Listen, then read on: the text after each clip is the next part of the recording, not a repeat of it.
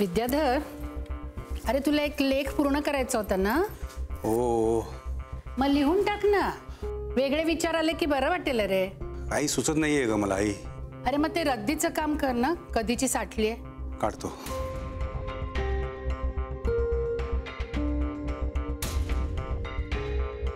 काय रे, काय झालं? आई काही करावंसं वाटत नाहीये मला.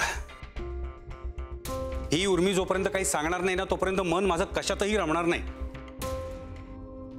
तुम्ही दोघं तोच विषय उगाळत बसू नका. बरं विद्या, हे लाईटचं बिल भरलं नाही का?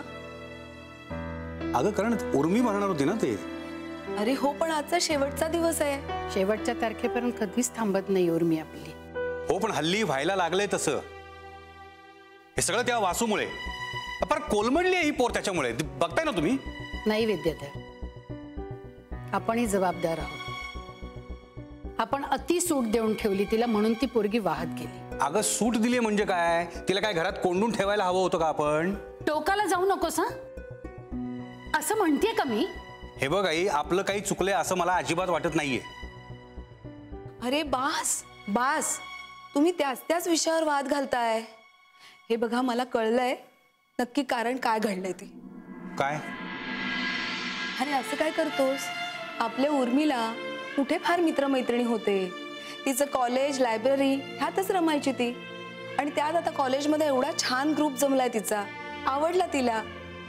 आणि त्यात वासूचा स्वभाव तिला फारच आवडला. खूप विश्वास होता रे तिचा. आणि मग तोच असा वागला. धक्का बसलाय तिला. थोडा वेळ लागेल ना यातून सावरायला. हो पटतंय मला तुझं, पण त्या दिवसाखरीत नेमकं काय झालं हे तिने आपल्याला सांगायला नको का? हा, मग काळजी नाही वाटणार आपल्याला तिची? नका करू माझी काळजी.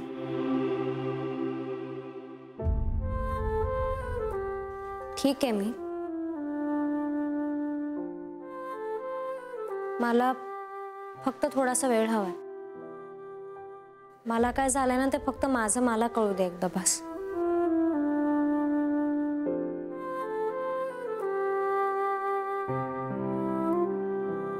नाही ओके ओके, म्हणजे तू म्हणशील तसं काही प्रॉब्लेम काही नाही आहे ग. हां पण काय ना बाळा, तू अशी बसून राहू नकोस काय एका जागी. मग परत तेच विचार येतात ना आपल्या मनात. एक काम करूया का? हा, आपण सगळे ना एकदम पिक्चरला, आपलं मूवीला जाऊया. सगळे जाऊया आपण. काय